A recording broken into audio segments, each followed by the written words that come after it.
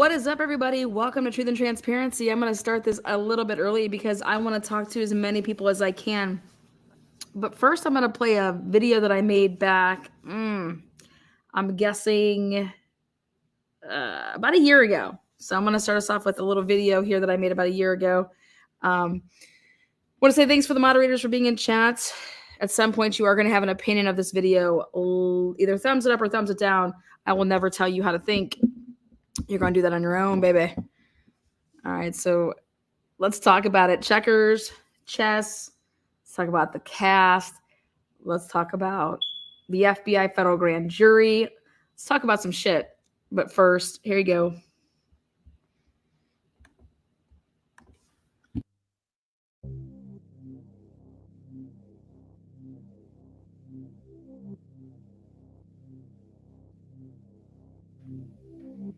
Moscow, Idaho, the University of Idaho.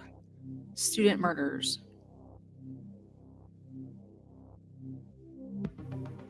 November 13, 2022. 1122 King Road, Moscow, Idaho. A four-door sedan was seen in the immediate area of the crime scene, arriving at 4:04 a.m. and seen leaving at 4:20 a.m.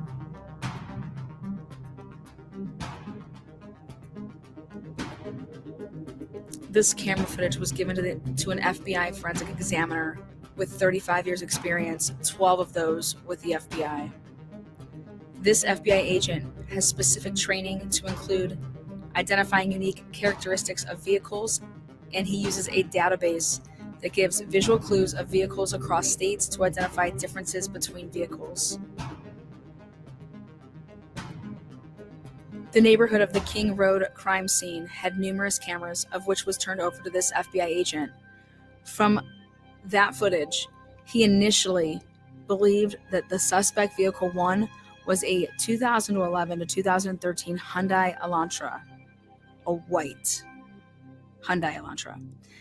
The date on when these video clips were given to FBI is unknown, but we do know that on December 7, 2022, Moscow police issued a press release looking for a 2011-2013 white Elantra and used a stock image photo of a white Elantra in the press release.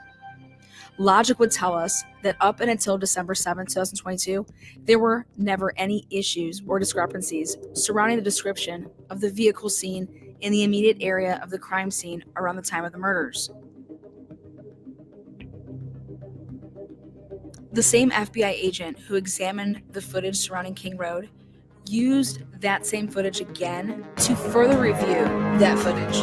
And during that further look, said that now it could actually be a 2011 to 2016 white Elantra. Again, the dates of all of these reports will be very important in trial, but they are unknown today.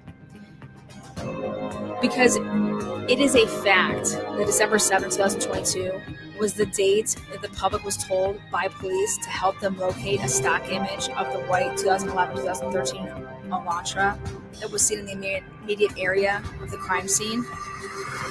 And at no point was it ever modified to include 2014, 15, and 16. So let's take a look at a 2011, 12, 13, 14, 15, and 16 Elantra.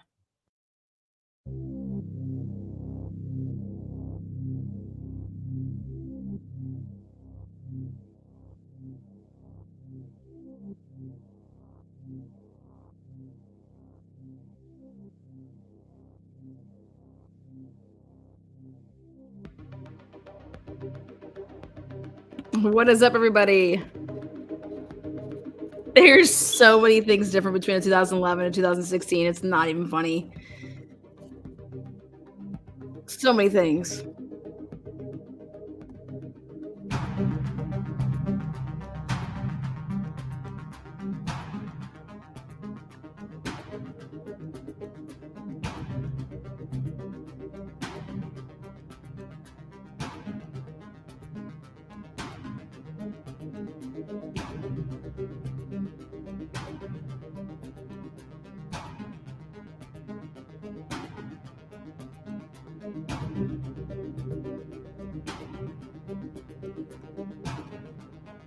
All right, guys, what is up? Welcome.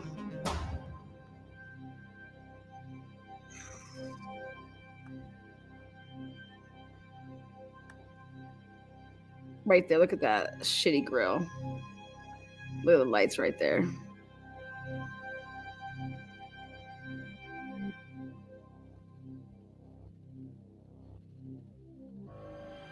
Especially because of the huge difference.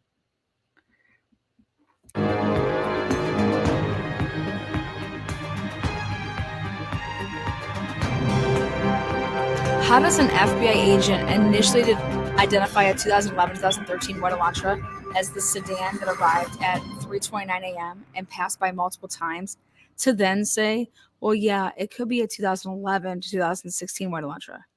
There has to be a reason to justify the modification, especially because of the huge difference when it comes to a professional eye for 2011 to 2016. To your average user, it's not going to seem like much, but to a professional, there's a lot of differences. Have you ever played photo hunt at a local bar? Well, I have, and guess what, guys? Yes! It's one of my. I'm the best photo hunt player, man. All right, guys, remember this video?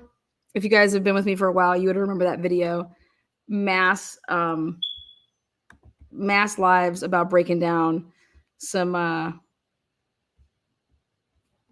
Elantra love.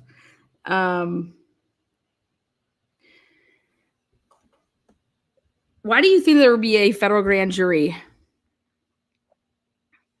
in this case if you plan on indicting Brian Culver federally, right? So hang tight here. I want to show you guys one other video.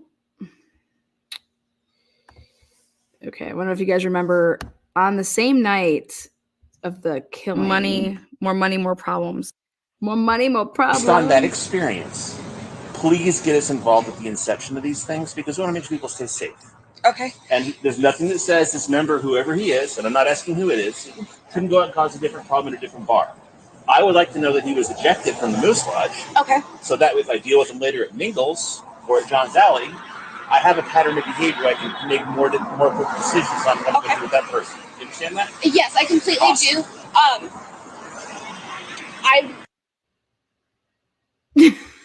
What's going on here? Oh, wait, right there. Wait. Ah! Wait. Okay.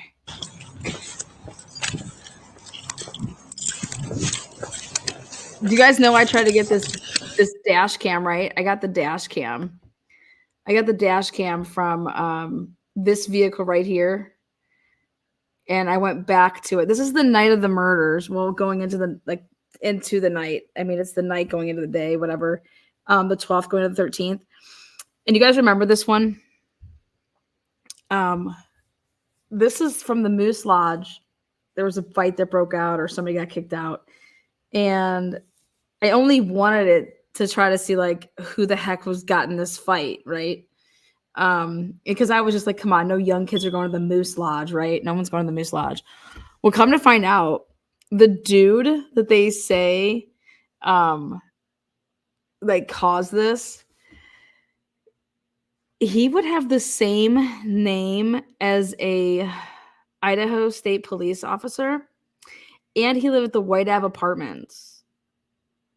And I believe that there was like calls at this apartment, a bunch of wellness checks. Don't know if you guys know about any of that, but yeah. Hey, cat toes, me neither. At least you don't have to live with it. It's in the ductwork. It's horrible right now. We're about to just start bashing what do you call it? Walls around here. Anyways, so if you guys remember White Ave Apartments, I took us through there. You know how many white Honda Elantras are in White Ave Apartments? And you guys remember that? In fact, I had boots on the ground, and we went to the White Ave Apartments, and we scrolled through like we were in a vehicle going through the White Ave Apartments, like where you can park. And I think there was something like 4 white Honda Elantras, which is funny when Nancy Grace wants to talk about who could be speeding at that hour in the direction they were going.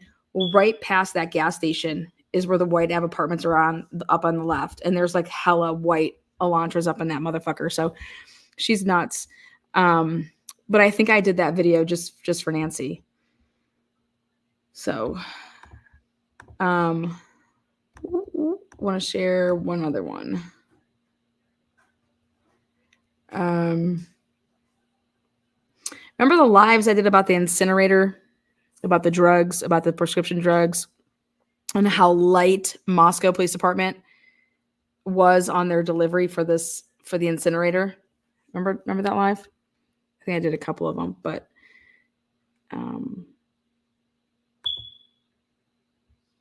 oops. Hold on one second. Okay, now, oh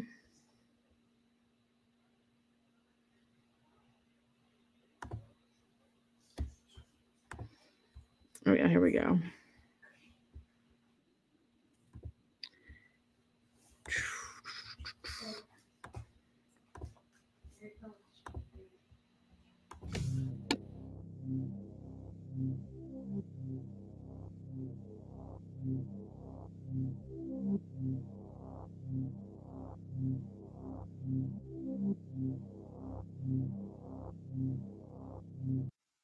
Remember, we don't know if this is true or not back then, but remember, we're trying to figure out who placed this DoorDash. Was it actually Xana who placed it? Who placed DoorDash? Where was it from? All those things.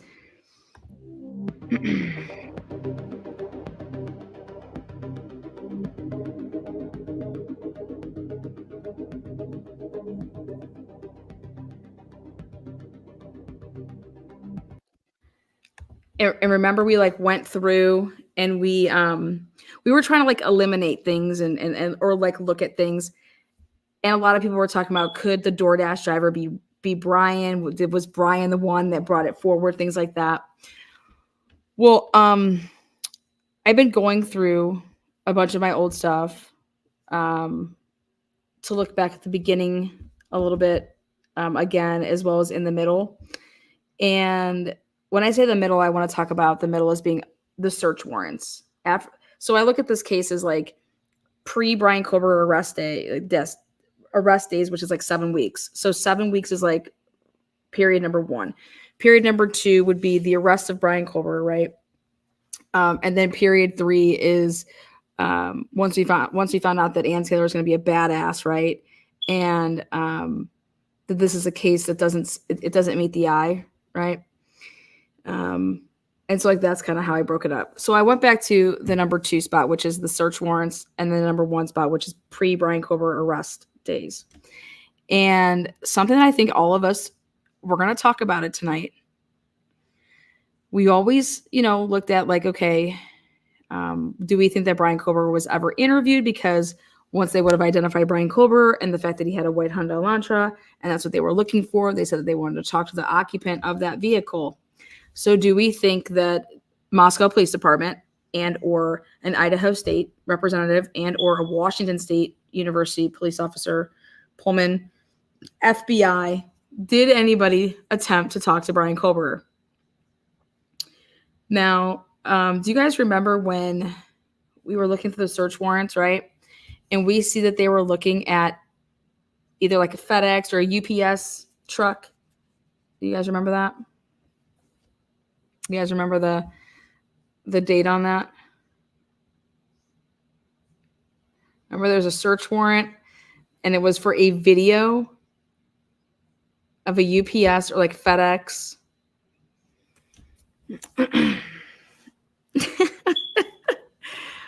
Well, last night's homework was to finish watching the Cy Ray episode, right? And 2 things I hopefully you guys are taking away from that episode. Number 1 is Cy Ray called out Jays for justice. Shut up. You guys remember? Oh, shit. I about hit the flow. I said, wait, spit out. I was like, wait, what?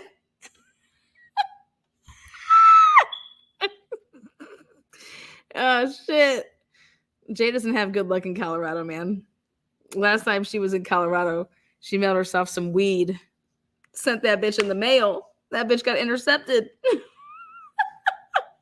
Anyways, so I just started dying over that.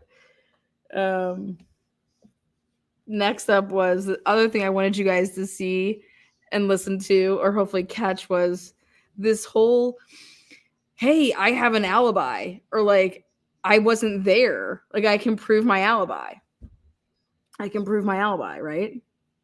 Like, I didn't violate no protective order. Like, I can prove that I work for UPS or FedEx, whatever it was that he worked for, and that it was GPS, right? And here's my GPS. Here, this is where I was. You know what I mean? Like, I didn't go by that bitch's house. Like, F her. So I again immediately thought to myself, holy shit. I have no idea if it has anything to do with it, but in the Brian Kohlberger case, right, out of the blue, when we're going through all of these search warrants, right, we come across this. I swear it's UPS. I'll go double check. What is up, Aries? Hope you're doing well. I'm doing well. Hopefully you are as well. So let me pull up something for you. Let me just do a little something over here. Let's look at these search warrants in the order that we got. Let's see if I got this right. Oh shit, it's gonna make me open up all this crap.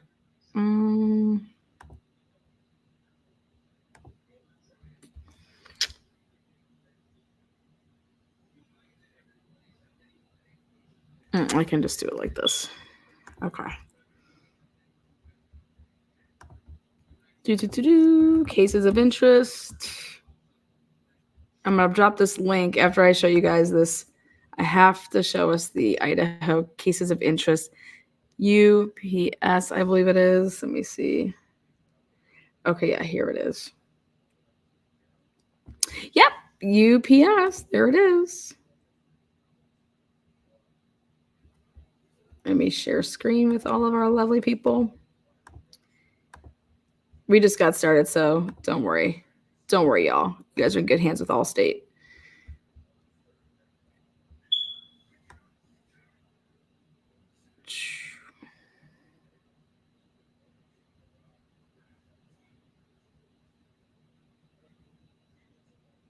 Okay. I, Detective Lawrence Mowry, the officer by whom this warrant was executed, do certify the appended inventory contains a true and detailed account of all property taken by me or other officers pursuant to this warrant, and that this warrant and property have been duly returned before Judge Megan E. Marshall, 9:00 a.m. this 14th day of December. Okay, let's go see when this bitch was obtained. Woo-wee. Okay. On December 2nd, 2022. All right, that's when I can zoom in. Let me zoom in on that for you guys. I think this is how I can do it. Oh, that's probably not how I can do it. I think I can do it like this. All right, there we go. All right, so they went out and they were like, December 2nd, we're going to go get this UPS warrant. All right. Well, is there any way in hell that Brian Kohlberger is working for UPS? I'm just saying, I highly doubt it, right? There's no way, right?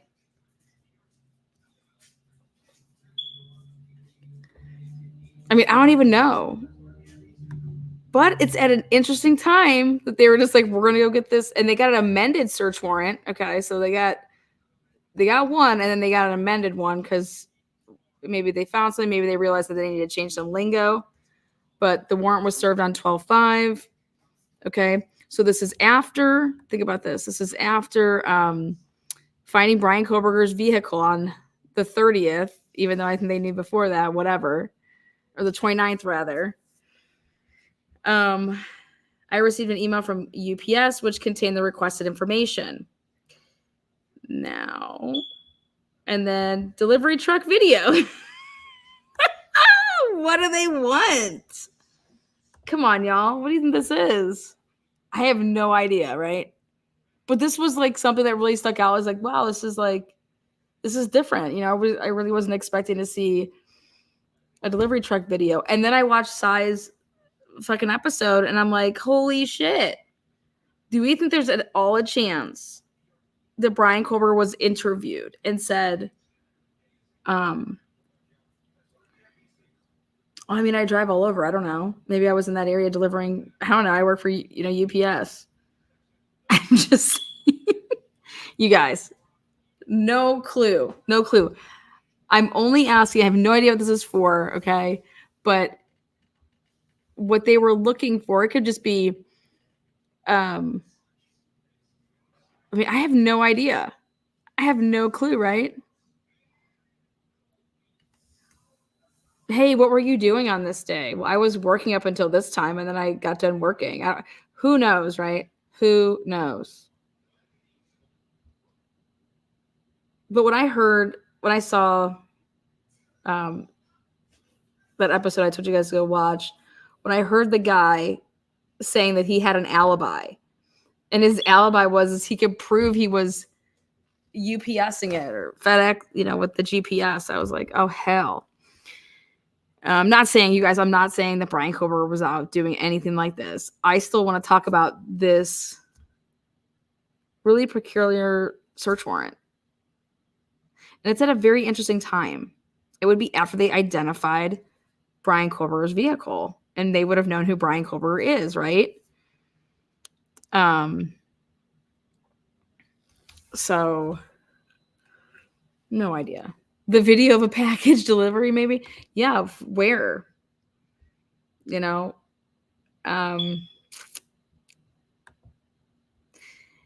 It would have been for packages delivered to BK's address during a certain time. I mean, how do you get that search warrant, though? How do you get that search warrant? Because you have to remember this. They said in none of these search warrants did they use IgG. IgG was not used in any of the search warrants. So until they got the match of the dad, okay, they couldn't put that in any type of a warrant because they said that they didn't use it. They said that IgG was not used. So, hey, I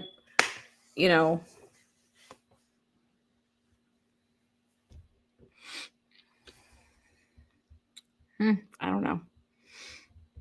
Just thought we should talk about that. It's a very interesting date of the search warrant. This is what they were truly interested in. Was let's go and get. Now I could see any and all video that is recorded and stored on any delivery trucks that were in Moscow, Idaho between the dates of November 6th through November 14th. Why the 6th through the 14th? So Brett Payne, having given me proof upon oath, this day is showing probable cause, establishing grounds for issuing a search warrant and probable cause to believe that the property referred to and sought in or upon said premises consists of information related to the crime of homicide to include, and that's, any and all video that is recorded and stored on any delivery trucks that were in Moscow, Idaho.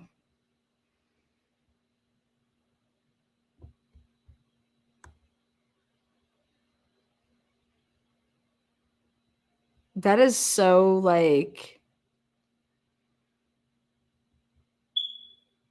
that's so, what's the word I want to use? That's so generic. That's a very generic, woo. So November 6th.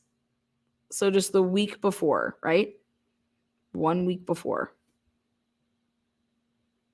Somebody that would be stalking these victims, okay? 1 week before.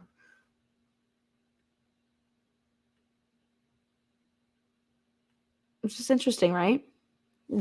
Roving cameras. Yeah, but you have to be specific.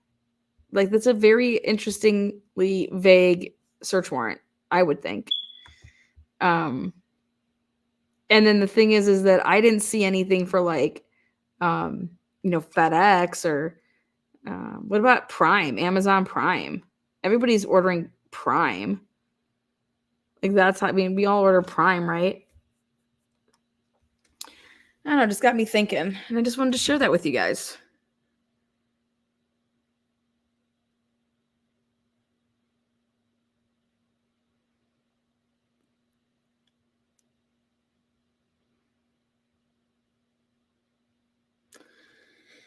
Let me drop this link here. Invite.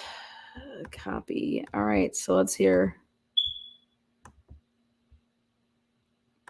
Paste.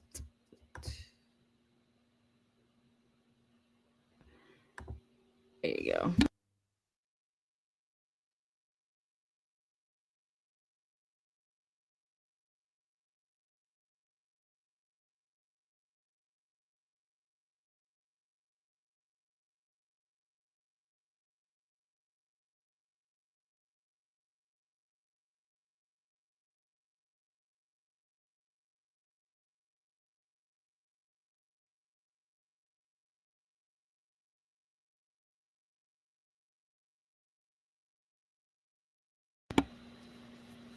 I wonder if someone suggested he ordered something.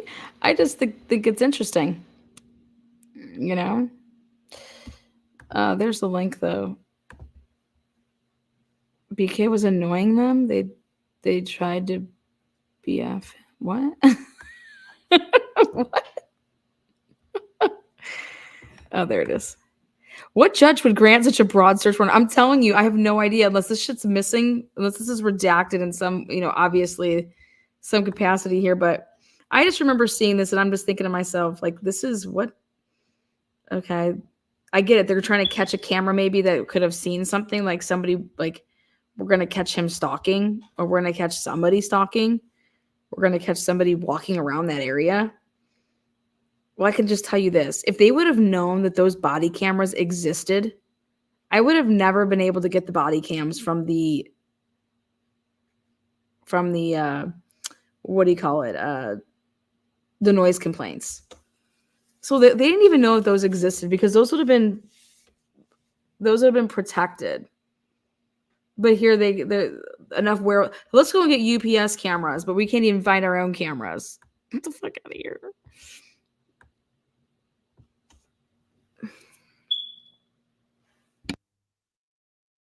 Yeah, it was only for the week leading up to the murders. They just wanted to see, I guess, who knows. And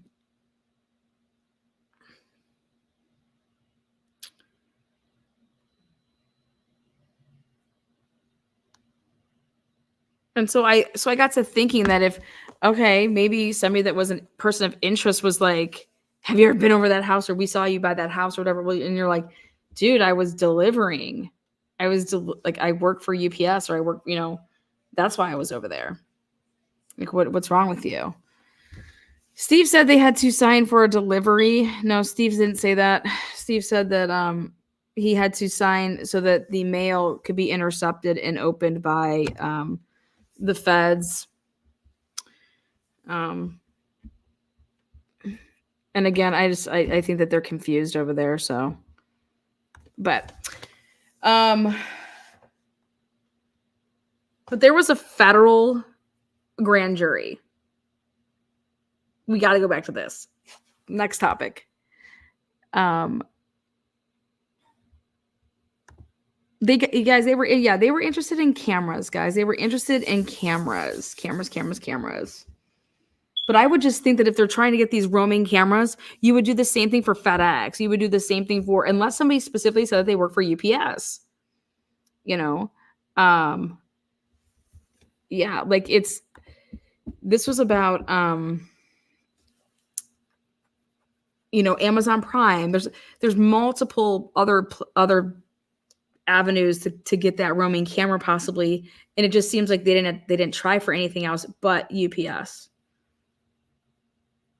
So it leads me to think that I don't know. It leads me to think that either this was incomplete, or that they were starting on something and then they didn't have to put in for other search warrants because they got their guy. You get what I'm saying? So they didn't have to go and put other ones in because, we got the hit back. we got the hit that we wanted back. But I think that they would even had that before. Remember, they're trying to make a case against this guy. They're trying to make a case against Brian Cobra because they're like, we can't use the IGG guys, so don't even put that on any of the search warrants, right? Now, yeah, go on over there, give that subscribe and check it out. Now, just like in the Karen Reed case, there was an investigation within an investigation, all right? Because people were lying / an officer was in the Karen Reed case basically planting evidence, doing shit like that, okay? So then the feds got involved and there became a federal investigation into the Norfolk County District Attorney's Office, the police, shit like this, the Massachusetts State Police, like that dude, right? And so here people have had to testify at that federal grand jury. Now, hearing Ann Taylor and Jennings oral argue things, I don't think this was an investigation with an investigation. I think this was in a trying to indict Brian Koberger federally type of shit.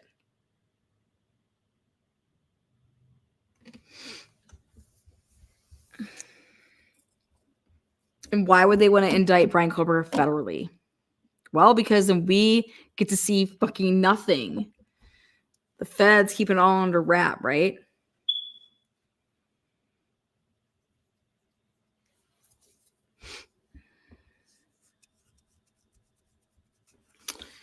So, anyways, let's go back to the search warrant now. Back to these search warrants. Brian Koberger has a serious problem with these search warrants, so much so, or like the probable cause affidavits, in order to then obtain these search warrants. Brian Koberger is like, him and his team raising holy hell about these search warrants, right? Because of the probable cause used, like whatever they were writing in the probable cause, and to obtain the search warrant. Now we know how they operate over there in Moscow. Come on. And all the names that are on there are all like Moscow. Like I don't see any Idaho State Police on any of these. But then again, maybe they have theirs located somewhere else, and maybe they just are so horribly do such a bad job communicating, and that all the stuff's not where it needs to be. But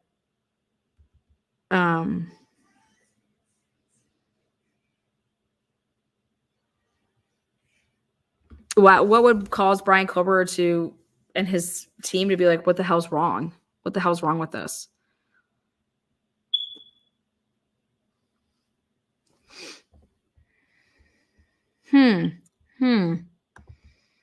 Copy. There's the link. I'm here for you guys. Covering the Brian Koberger case for you guys. There's the link. Between my headache and earache, severe allergies in my phone, nothing I am commenting on or replying on to is coming out right. I can hardly focus today. I think they were trying to indict Brian Koberger federally, so that it would be a federal case. That's just me.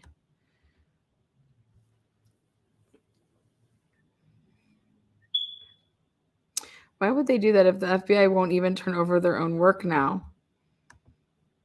So they can hide it. That's why.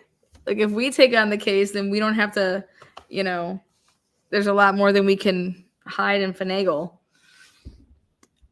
When's the last time you watched a federal court case? I can't tell you the last time I did. Unless you're Chad Daybell, then the FBI gladly comes forward a few times and testifies. Speaks a lot to me. Oh, what do you mean unless you're Chad Daybell? The FBI wasn't speaking on Chad Daybell? Just so you guys know, I have no idea about that case. No idea about the other Vallow case. I think those people are sick as fuck and couldn't even prepare to even... I watched the one documentary, and I said, these people are sick, and shut it off. It has to be a federal crime. It is a federal crime. How is it not federal? He crossed state lines to go commit a crime. Then they want to say he was a fugitive. I mean, they can just doctor it whatever they want.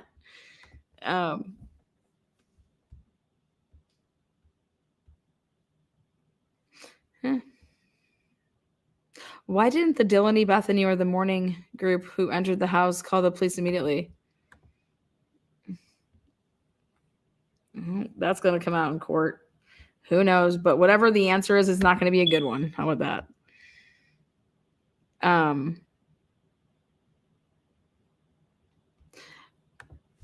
mean, who's saying that the FBI isn't turning over the work?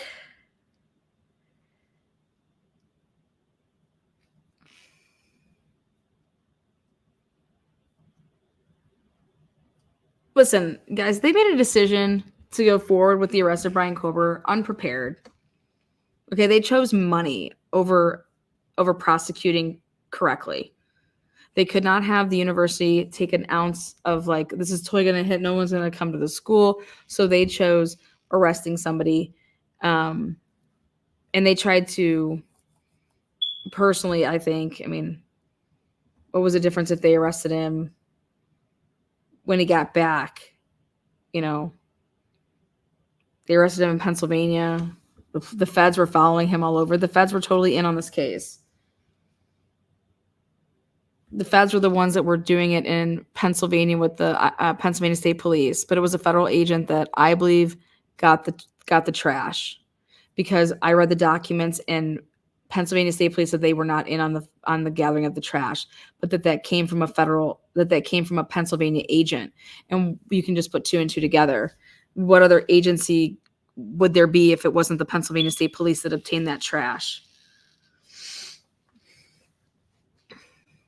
So then there has to be chain of custody with that trash as well. Did that go to Quantico? Because they said it went to the Idaho State Lab. You know, how did it get there? I mean, it's completely wild in this case. Just like it's completely wild in the Karen Reed case. There's no chain of custody with anything in the Karen Reed case. Just like I think there's issues here with the chain of custody with so much shit in this case. TNT, are you able to work out whose medical records that Anne was requesting? Wasn't that a long time ago?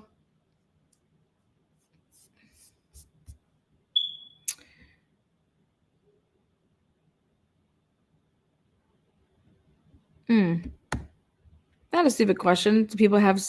I think people can have an intuition, like they can, you know, have a gut feeling on something. I mean, I don't know.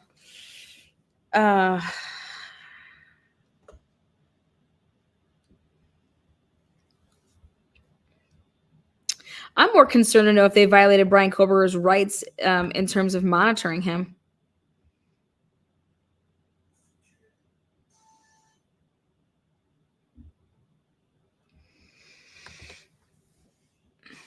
Remember the cigarette? Remember how they were able, they were like following somebody around to be able to get somebody's cigarette? Remember that? So that's clearly a person that they had an interest in. And Brian Kober, he's not a smoker, is he? You know, then obviously it wasn't his, but it was somebody that they were interested in. And it's somebody clearly they were not willing to turn over their DNA, that they had to get it off of a cigarette like that, right? Whose cigarette do you think that is? Because I think that's important.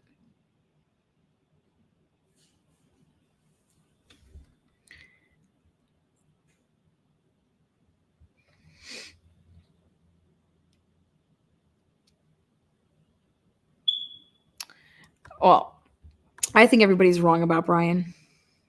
I think that we all need to just start back from the beginning with, we don't know shit about Brian Kober.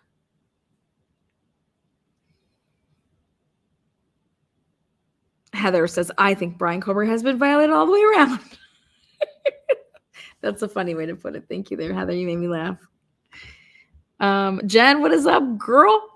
Jen says, if this turns out to be fabricated, Bill and the main investigators should be indicted. I think everybody should be let's indict I want Scott Green indicted. What are the odds that Scott Green's childhood home has a quad homicide?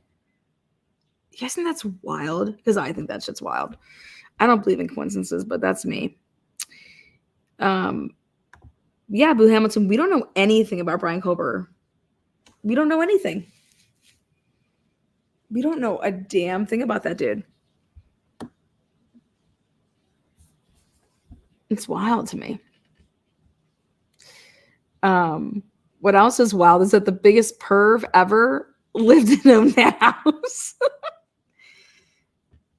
Like, that house is just like a magnet for shit, you know?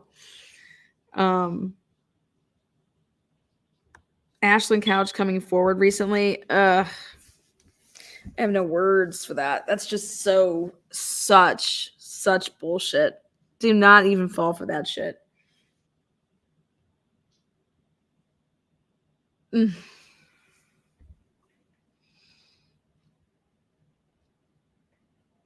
guys remember there was an extra room in that house, right? One room was available. Ashland Couch was nowhere on any of the bills being sent to anyone in the Venmos. Okay, I tracked those Venmos like a crazy person. Ashland Couch wasn't all up in that. She was all up out of there. You know, she was just left on the lease because nobody, like, because they were all just transferring the lease into the person that was coming on.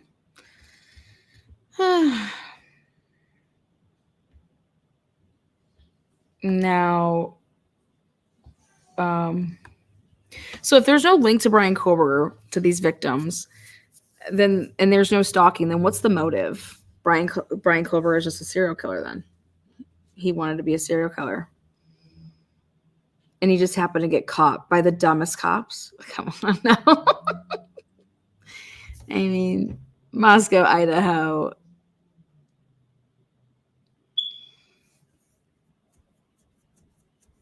I don't know. Something's wrong.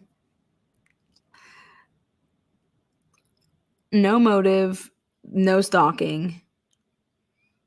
And do you notice how mainstream media has shut the fuck up? Do you notice how they're not talking right now? Is mainstream media talking about the Brian Kober case right now? I mean, Ann just got up in that ass, okay?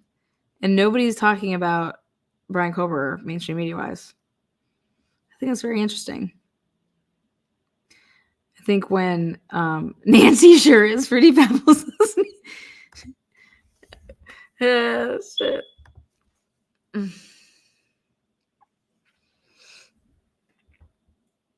I find it crazy. Like, how did I not want to cover the fact that Ann Taylor just literally upended Bill Thompson and broke a piece up in that ass, and then Bill Thompson was all fired up, like, we're having a closed hearing, and the next thing you know, he just surrenders with his little checkers and says, "Here, you can just have here's all the digitals." Why was it so hard to give it to us before? You know what I mean? I just... I think Scott Reich even said it out of Colorado. He's an attorney, and he's like, I think a couple people were talking about it, you know, what they were planning on doing to Brian Kober and having that closed hearing. I mean, I'm not an attorney, but you're walking a very, very, I wouldn't want any part of that. That's some violation right there.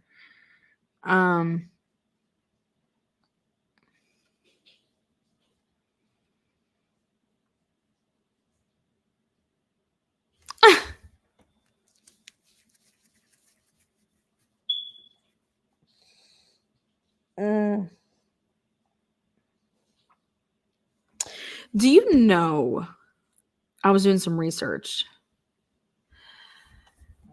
When I do some research, my mind goes crazy places. What happens, okay? What happens if, like,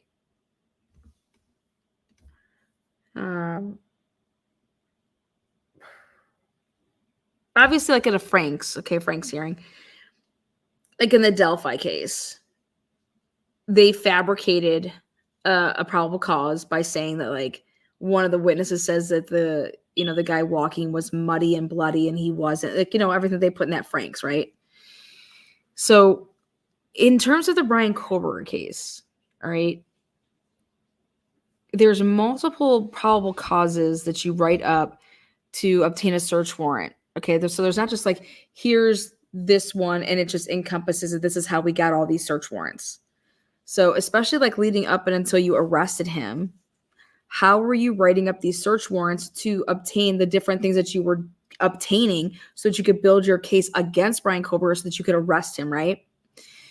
Now, how does it work what happens in terms of like, let's say that you're a cop and you come to me and you're like, hey, we really need to obtain these search warrants. Like, what do I do? How do I do this? Because I'm paying and I've only been with the force for 2 years. Like, I don't know the ins and outs. Like, is there a way that should I be writing these certain way? Do you think that Payne consulted with somebody to obtain some of these search warrants? Is Payne even able to obtain search warrants? I mean, fuck, he's been with the police department for 2 years. What if you just make shit up? Or what if you get it so wrong within whatever you're putting down that, like, shouldn't you think that you'd have to show a judge, because you're signing something under the penalty of perjury, right? That you know this to be accurate and true. So in a witness testimony, or not testimony, but in a witness statement that I recorded and I'm using as part of like to be able to obtain stuff. Well, how do you do that if you're going to be using like data? How do you go about that? Oh yeah, here, this is just the data that I got from myself because I just was like, here's my methodology, here's how I did it, and then I mix it with these are the statements, and then I put it all together. Okay, here's my probable cause for me to get, like, think about this. Like, I want to be monitoring, like even like the people like Jack D, whoever. How do we get to monitor these people so that we can keep an eye on them so that we can, know where they're at? Well, you do it the old-fashioned way, right? You just follow them. Well, how are we supposed to follow all these people? We can't follow all these people.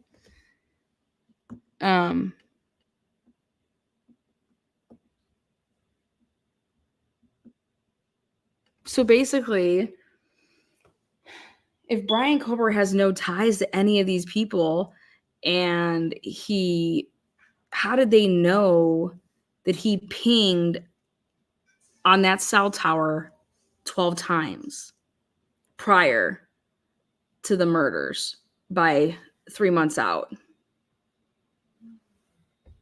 How did they know that? When they put down that he was pinging on a cell tower, where did that information come from?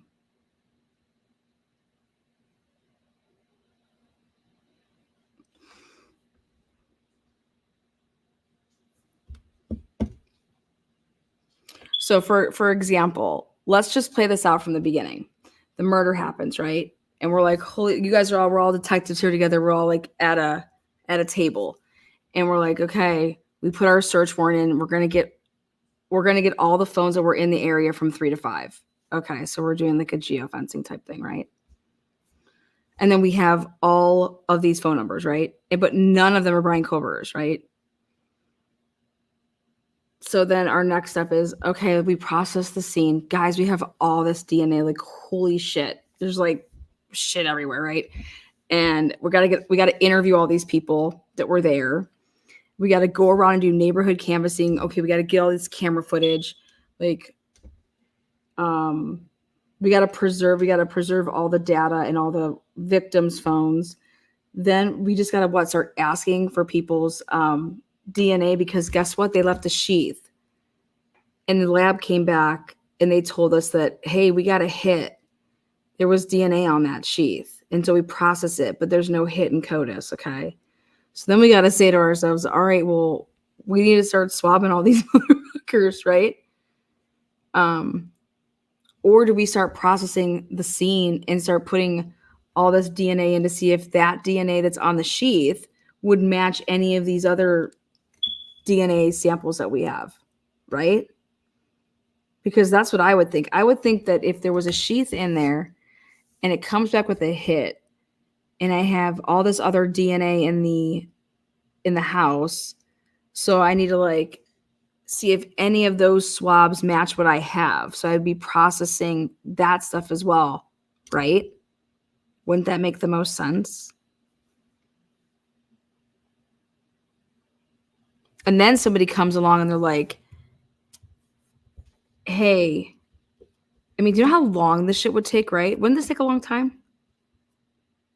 And then someone's like, well, here, start Googling, or not Googling, but start writing up search warrants for Walmart, Amazon. This knife sheath looks so clean and so like brand new. Maybe this person bought a knife recently. So let's put all this together and let's see who's bought in this area this knife with this sheath. Like, let's look it all up, you know?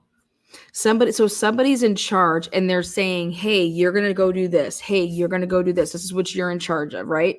And you're telling me that person was Payne. Payne was in charge of basically having a brief, we're debriefing. Hey, everyone's going to come here. This is what I'm having you do. This is what I'm having you do. 120 people. Payne's telling them what to do. Payne. And then like you get all these reports that you're making and you're writing up and you have all your investigative shit. And then you just put it down on a desk and you're like, here, this is what you had me go do today. I interviewed these people. I went to the Sigma Chi house. I did this. I did that. Right. And so here's all my reports, or here, you know, I made a supplemental for this. I made a supplemental for that. And every time you're going to go enter it in, boom, it's, you know, it's giving you a new number for the report. And I'm uploading my body cam that I, interviewed the person on. Okay, so where are we getting to Brian Koberger? So then we finally look at, okay, hey, we got some Ring camera footage. We got some other footage. Let's start looking at this stuff. Now we have an FBI agent that says, hey, we want to come in and help you. Okay, you guys think you have a car circling or something like that? Give us the clip.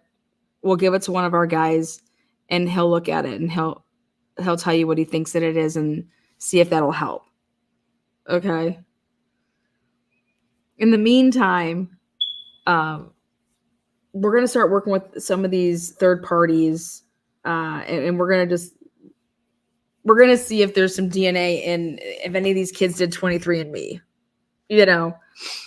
And so, here, give it to the FBI they do that too.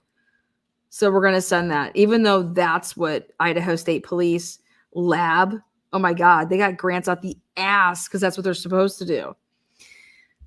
They're supposed to be doing cold cases and like, I don't know. But anyways, they could totally do it, but they ended up giving it to the FBI. Okay. So how do you write up a search warrant to get Brian Koberger, anything related to Brian Koberger? Any of these victims, survivors say, hey, I know Brian Koberger. He was in, he's been acting weird. No. So we know that none of that has happened. So how did they know that Brian Koberger's freaking phone? They didn't use the IgG. So that means they couldn't have used the sheet that said that they used nothing with that.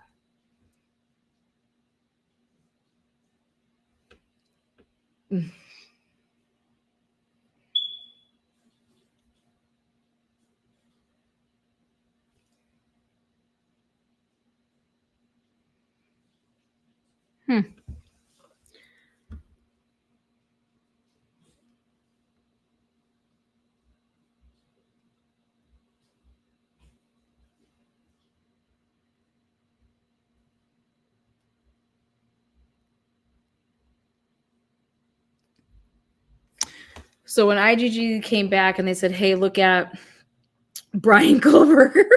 Look at Brian Koberger. Okay, it was a tip. The name Brian Koberger was a tip. And so they started Googling Brian Koberger. Okay, he's a PhD student. Okay, he lives at WSU's campus.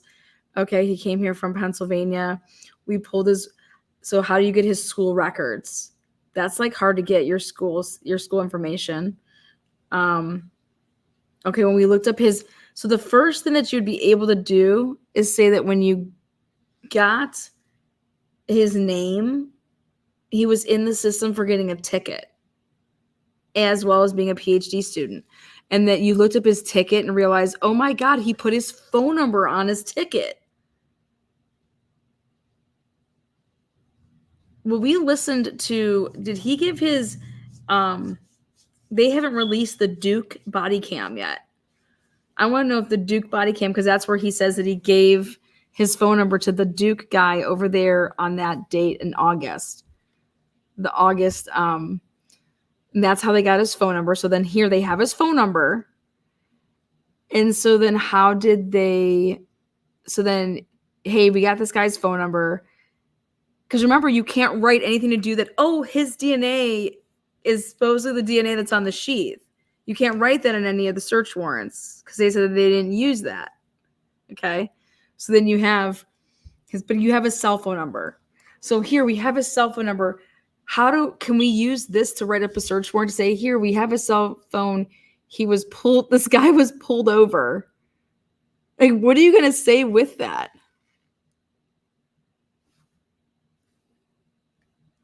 Dylan said that she saw bushy eyebrows. This guy has bushy eyebrows. He just moved here from Pennsylvania. He's a criminology student. He wrote up some weird Reddit thing. Because remember, they can't say anything about the IGG. So how do you obtain to be able to put and look into Brian Koberger's locations with saying, okay, well, we have his phone number. What can we do?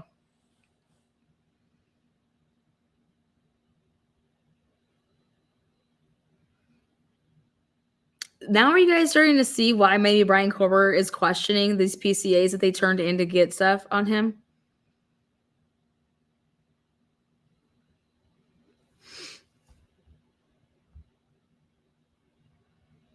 I'm just trying to understand how you would go about this and get these warrants to be able to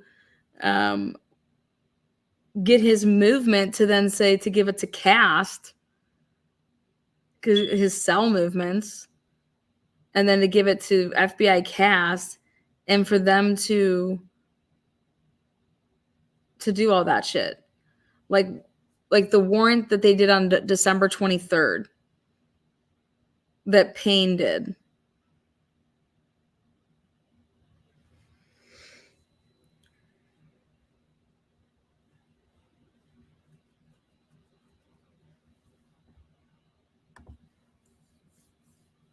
Oh yeah, I think the FBI is all up in this motherfucking shit. I mean, if not, then Payne just lied everywhere. All of these people were just lying on all these PCAs. Lana, amazing. I don't know. I just don't understand it. I just wish that I did. I wish that I did.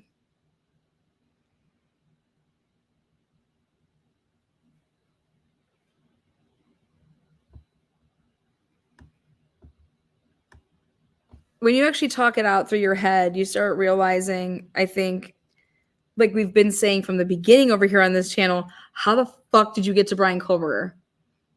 If you didn't use IGG to help you get any of those search warrants, how did you obtain these search warrants?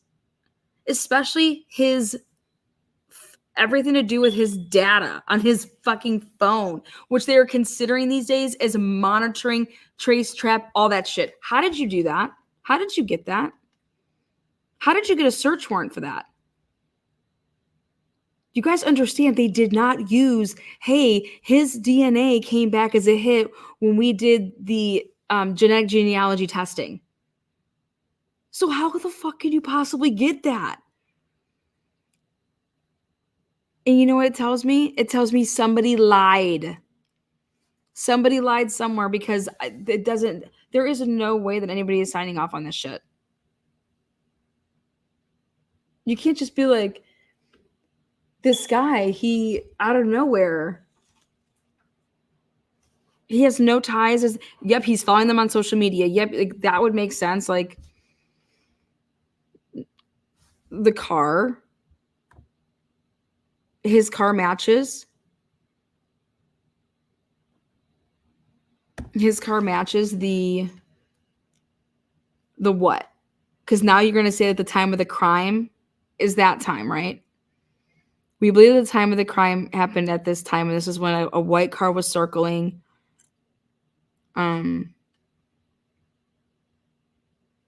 We found a white car over there. Yeah, but there's no license plate. No. I'm just saying this is going to get fucking wild. And this is just shit that they don't want us to see. Because when Ann Taylor's asking for this discovery, because this is the stuff that you arrested my client off of. Remember she's talking about like, no, we're not talking about stuff that you did even afterwards. We're talking about all the stuff that you did leading up to arresting Brian Kohlberger. That's what we're talking about. I don't even have that shit. I don't have the stuff that you built your case off of to arrest my client and why the fuck we're here. And we're here, what month is it?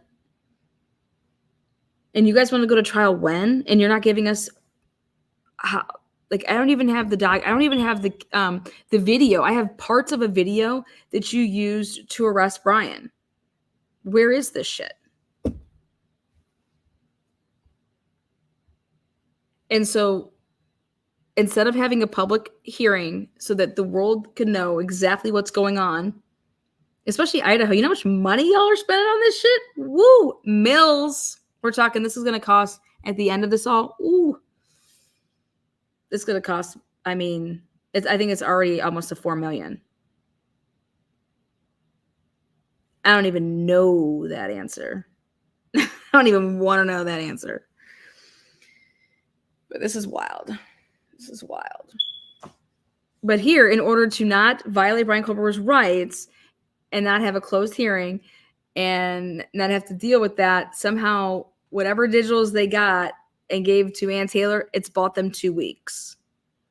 2 weeks until it can blow up again.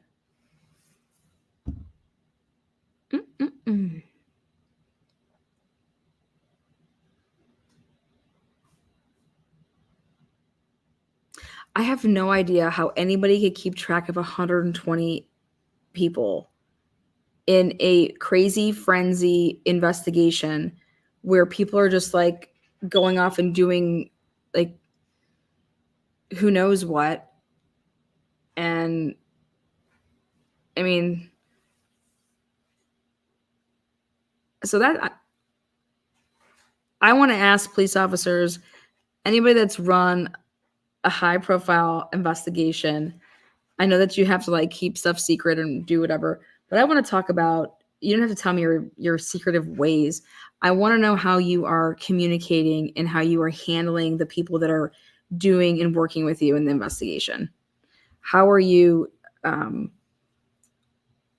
organizing tasks and keeping everything straight when you're talking about getting your shit back to you that people are doing reports? How are you going about that? So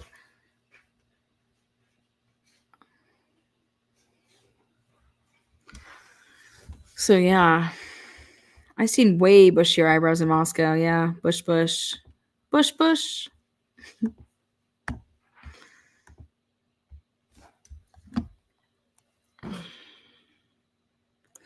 Well, that's gonna round this up. Like, nobody has anything to say. I mean, you guys do in chat, but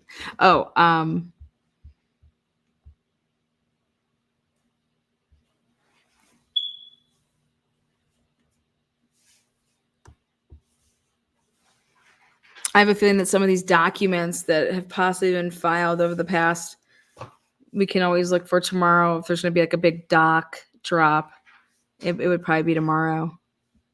Fridays and Mondays is when we usually get our Idaho fill.